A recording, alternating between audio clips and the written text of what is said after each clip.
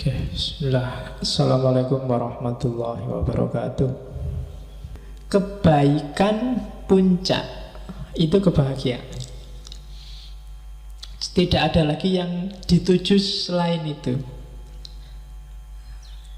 Itu sambungannya yang kedua. Karena kebahagiaan adalah tujuan hidup. Apapun yang kamu lakukan dalam hidupmu, katanya Farabi, sebenarnya kan sasaran tembaknya cuma satu. Kamu ingin bahagia, entah kamu sadari apa enggak. Enggak ada orang yang nyari susah selama dia masih waras. Kecuali enggak waras. Cita-citamu apa? Saya ingin stres, Pak. Enggak ada. Semua orang ingin bahagia. Saya ingin depresi, Pak, tidak ada.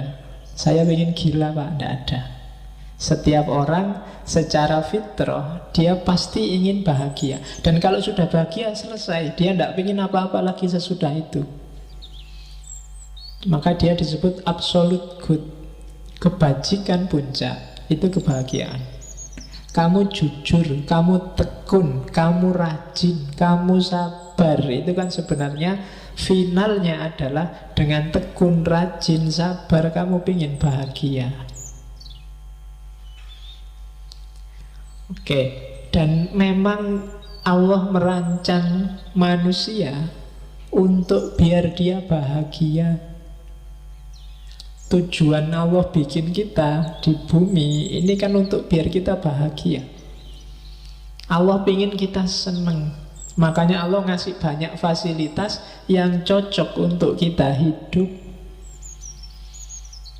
Kan bumi dan isinya ini kan pas banget untuk kita hidup. Kenapa sih kok Allah sempet-sempetnya ngasih kita yang pas luar biasa untuk hidup kita? Karena Allah ingin kita bahagia. Apa-apa mudah, apa-apa tersedia. Kalau ada yang kurang kok tidak ada, biasanya karena pokal kita sendiri. Tapi Allah menyediakan full. Dan nggak ada bayarannya, gratis. Kalian dikasih tangan cuma 2, dikasih kaki 2, dan itu pas. Dan dikasih akal. Akal itu kan luar biasa. Nggak ada hewan yang dikasih akal selain manusia. Jadi ya kan kita kan hewan jenisnya, hewan yang berpikir. Jadi Tuhan menciptakan kita itu untuk bahagia. Maka barang siapa galau, bete, sumpek, sedih, kamu sebenarnya sedang melecehkan Tuhan. Kamu sebenarnya sedang menyinggung perasaannya Tuhan. Sudah dikasih macam-macam kok kamu masih bete, kamu masih galau. Itu yang bikin kemarin waktu kamu kecil, waktu kiai-kiaimu selalu bilang bahwa bersyukurlah. Dengan syukur nikmatmu akan ditambah. Karena seandainya akal kita normal, sebenarnya melihat semua fasilitas dari Tuhan tadi, pasti kita akan bersyukur dan bahagia. Seandainya ada masalah sekalipun, ya mungkin setiap orang tidak ada yang tidak punya masalah. Kalau di persentase, mungkin masalah hidupmu itu tidak ada 10%-nya nikmat dan kebahagiaan yang kamu dapat dari Allah. Silahkan kamu tulis nanti pulang dari sini, sebenarnya problemku itu apa sih? Tesis yang tidak selesai-selesai, atau skripsi yang tidak mulai-mulai, atau apa. Itu ke problem-problemmu kan seputar-seputar itu aja. Pacar yang nggak dapat-dapat, atau yang sejenis itu kan. Lu itu kalau di persentase dari 100% variabel hidupmu, paling nggak ada 10%-nya. Kamu masih bisa makan enak, masih bisa mandi seger, masih bisa minum teh manis, masih bisa. Banyak orang yang manis saja nggak boleh, teh juga nggak boleh, air putih banyak-banyak nggak boleh, ya kan? Tidur nggak bisa, ngerokok padahal pingin nggak boleh. Ya, bukan banyak yang kayak gitu. 80% hidupmu dan dengan 20% masalah itu ya tetap kamu harus bersyukur. Maka katanya Farabi, enggak. Allah menciptakan kita untuk bahagia. Maka jangan bikin dia tersinggung dengan kamu tiap hari mengeluh Saya bete, saya galau, aku lagi ndak mood, aku lagi. Padahal apa sih yang gak dikasihin Allah padamu? Tahsilus sa'adah. Jadi capailah kebahagiaan biar Allah seneng.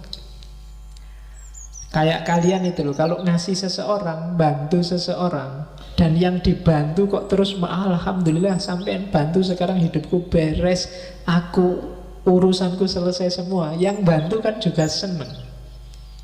Tapi kalau kamu bantu orang, yang dibantu merengut, terus sumpah, terus iya sih terima kasih dibantu, tapi yo masalahku masih banyak, itu yang bantu juga jadinya nggak enak hati.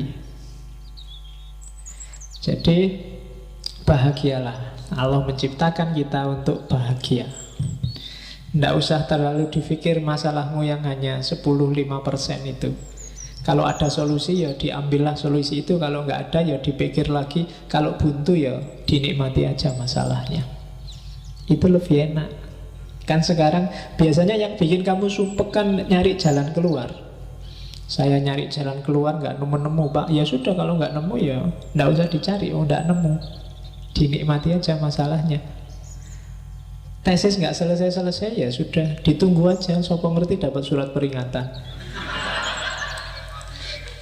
Loh ya kan? Kalau dapat surat peringatan kan nanti gerak sendiri. Oke, jadi yang kedua itu. Yang ketiga rumusnya dari tahsilus sa'adah, semua yang membuat seseorang bahagia itu baik. Tapi semua yang bikin kamu galau, bete, itu kebalikannya, pasti tidak baik. Kalau tesismu nggak selesai-selesai, itu pasti tidak ada yang tidak baik yang sedang kamu jalani. Mungkin kamu malas, mungkin kamu nggak tertib, mungkin kamu ogah-ogahan, mungkin kamu mismanajemen waktumu, pasti ada yang salah. Dan itu membawamu pada ketidakbahagiaan. Dan semua yang membuatmu bahagia itu pasti baik. Kok ada yang tidak baik tapi membuatmu bahagia, hati-hati, awas ketipu. Itu jebakan. Hakikatnya dia jelek. Misalnya, Pak kemarin saya nyontek, akhirnya nilaiku A Pak. Oh itu iya nilaimu A, tapi hati-hati dalam praktek hidup yang sejati, awas keliru. Misalnya kamu harusnya levelmu nggak IP 4, tapi IP-mu 4, orang anggap kamu pinter, padahal ternyata enggak. Itu bahayanya, silahkan dinikmati sendiri. Banyak bahayanya, panjang. Jadi pokoknya yang bikin kamu bahagia pasti baik. Kok kamu bahagia dengan hal yang tidak baik, itu sebenarnya bukan bahagia, atau sebenarnya itu nikmat sementara, landat tadi. Tapi resiko tidak bahagianya sangat panjang. Nah, oke. Saya tidak sholat, tidak apa-apa itu Pak. Aku tidak puasa, biasa aja kan. Tidak masalah, Allah juga nggak cerewet, nggak marah-marah. Iyalah, kamu ngitungnya sekarang. Tapi mungkin ada efek yang tidak kamu sadari. Karena ketika Allah nyuruh sesuatu, itu mungkin rahasianya tidak sekarang saat ini, tapi ada skenario yang dibikin sendiri oleh Allah untuk mekanisme hidup kita. Karena Allah pasti tidak butuh sholatmu, tidak butuh puasamu, tidak butuh zakatmu. Jadi segala yang membuat bahagia itu pasti baik. Atau kebalikannya, kalian melakukan kebaikan kok tidak bahagia ya Pak. Ketika kebaikan tidak bikin kamu bahagia, berarti ada misunderstanding. Ada pemahaman dan pengetahuan yang belum kamu jumpai. Kayak di Plato kemarin. Saya jujur Pak, tapi kok sumpah gini hasilnya Pak. Kok malah rumit hidupku. Harusnya jujur itu bikin bahagia, tapi kok bikin aku malah galau. Ada yang keliru dalam pemahamanmu tentang kejujuran dan kebahagiaan dari jujur. Konsepmu mungkin salah. Mungkin bahagia menurutmu apa? Atau jujurmu itu jangan-jangan bukan jujur yang sejati, tapi jujur yang terpaksa. Atau pasti ada yang keliru. Pokoknya rumusnya katanya Farabi, perbuatan baik hasilnya pasti bahagia. Rumusnya di situ. Semua yang bikin bahagia pasti baik. Kalau ada yang enggak, pasti ada yang salah. Terus katanya Farabi lagi, rumus keempat, orang tidak cukup hanya paham dan sadar, tapi juga dia harus ingin dan target. Ini dimensi praktis yang kemarin tidak ada di Plato. Paham teorinya dan sadar pentingnya itu belum cukup. Perlu ditambah mau menjalankan. Sekarang kan banyak, kamu yang pinter-pinter sudah S2, sudah kuliah, itu kan biasanya ilmumu lengkap. Apa sih kebaikan yang tidak kamu ketahui? Apa sih barang salah yang kamu tidak paham? Tapi antara paham dan menjalankan ternyata ada jarak. Kamu ngerti kalau puasa Senin Kemis itu bagus, tapi kamu puasa kalau pas lagi ada masalah, sholat tahajud kalau ada masalah. Kan biasanya kamu gitu. Nah, jadi ada jarak katanya Frabinda. Tidak cukup hanya kamu ngerti dan paham teorinya, tapi juga harus niat dan menjalankan isi teorimu. Nanti detail pemahamannya di belakang. Tapi ini penting. Jadi kehendak itu jadi kunci. Kamu ingin bahagia atau tidak? Ada nggak orang yang sasaran hidupnya nggak bahagia? Ada. Termasuk orang yang salah identifikasi tentang apa itu bahagia. Maka nggak cukup paham dan sadar, tapi harus dijalankan. Nggak cukup berteori tentang demokrasi, kamu juga harus hidup secara demokratis. Nggak cukup teori tentang anak soleh, kamu juga harus hidup kayak anak soleh. Saya ngerti Pak, caranya jadi wali biar disayang Allah, biar ya nggak pentingnya. Kamu mungkin belajar Rumi dari Cak Kus, belajar filsafat tiap minggu, belajar hikam selapan sekali itu kan, tiap Selasa apa itu. Kamu tahu dan sadar, waktu ngaji itu kan kamu manduk-manduk. Iya ya, memang kayak gitu, selalu gitu. Tapi keluar dari sini ndak jalan. Kamu ndak berkehendak untuk menerjemahkan itu dalam kehidupanmu. Dan itu sumber masalah. Kenapa kamu nggak bahagia? Kenapa nggak bahagia? Karena ideal yang ada di kepala dan hatimu ternyata tidak nyambung sama praktek hidupmu sehari-hari. Maka jadi masalah. Kalau menurutmu rokok itu jelek dan kamu tidak bisa meninggalkan rokok, itu kan siksaan luar biasa. Sambil ngerokok kamu, aduh ini sakit jantung ini, sambil nggak menikmati. Iya kan, tidak nyambung, kamu tidak bahagia. Mending kamu anggap serokok ini bermanfaat, bagus bagiku, tidak tahu buat orang lain, pokoknya bagiku bagus. Itu lebih enak rasanya rokok. Tapi kalau sambil ngerokok kamu nonton gambarnya itu, aduh merokok bisa membunuhmu, wah mati ya. Jadi sambil ngerokok kamu mati ini kan itu. Iya. Jadi tidak nyambung. Ideal sama praktek hidupmu harus nyambung. Kalau tidak ya kamu tidak akan bahagia. Maka tidak cukup tahu dan sadar, tapi juga menginginkan dan menjalankan. Itu teori untuk bahagia. Kalau menurutmu mahasiswa itu wajib punya pacar dan kamu tidak punya pacar, itu kan siksaan luar biasa. Mending kamu punya ideologi tidak usah pacar-pacaran dulu, itu malah nyaman. Kamu tidak galau, nggak punya pacar nggak masalah. Memang aku tidak ingin punya pacar, itu untuk nutupi yang tidak laku. Jadi dalilnya ngono wae. Jadi saya ideologinya beda, nggak setuju pacar. Ya kan?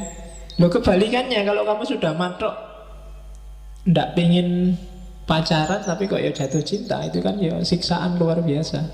Atau kamu tidak pengen punya pacar kok terlanjur punya pacar, itu juga siksaan. Pengen punya pacar nggak punya pacar juga siksaan. Ideal yang di kepala dengan prakteknya nggak nyambung. Jadi jangan seneng-seneng kamu ilmumu tambah banyak tiap minggu, tiap bulan. Kalau kebenaran dan kebaikan sudah jadi referensimu, tapi tidak jadi targetmu, nggak jadi sumber perilakumu, itu juga ada jarak. Itu yang bikin kamu galau secara nggak sadar kadang-kadang. Jadi mending orang nggak ngerti apa-apa, lebih nyaman. Tapi semakin luas ilmumu, pertanggungjawabannya semakin panjang, termasuk secara individual. Nah, jadi kalau memang merasa wah berat ya Pak, besok nggak ngaji lagi, nggak apa-apa. Tambah pinter, tambah sumpek ternyata Pak. Ya, oke. Cuma kalau nggak ngaji, kualitas hidupmu nggak akan meningkat. Problemnya di situ. Jadi biar kualitas hidupmu meningkat, ya step by step. Jadi sekarang saya paham dulu Pak, nanti kalau siap tak laksanakan. Sambil ditegesin itu. Karena hidup itu kan memang harus begitu. Ya diterima aja, misalnya pacarmu jelek, ya sekarang jelek dulu Pak, tapi tidak apa-apa besok kan bisa naik lagi. Dulu kan gitu hidup itu, step by step. Oke. Dan kadang-kadang kita kan suka menipu diri kayak gitu. Jadi pacarnya biasa-biasa dibilang kamu yang paling cantik. Nah itu membohongi diri dan membohongi pacarmu. Mending kamu bilang kamu tidak paling cantik, tapi ya kamu yang mau sama aku. Yang lebih cakep tidak mau. Itu lebih realistis, tidak apa-apa. Daripada kamu membohongi diri dan membohongi orang lain. Itu kan kebohongan publik, kamu bisa dituntut. Oke. Terus ya kebalikannya rumus yang di atas, maka saat orang tidak ingin bahagia atau tidak terlalu ingin bahagia, maka yang ia lakukan pasti jelek, pasti buruk. Kalau ada orang aku pengen rusak, aku pengen kacau hidupku, aku pengen tidak bahagia, itu pasti yang dia temukan hanya kejelekan. Itu kebalikannya teori yang di atas. Maka tidak usah merasa bersalah kalau kamu cita-citanya pengen bahagia.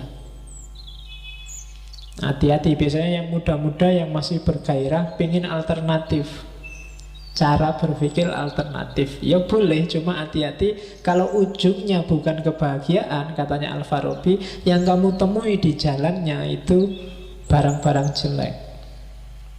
Nanti dipahami di belakang kenapa bisa begitu.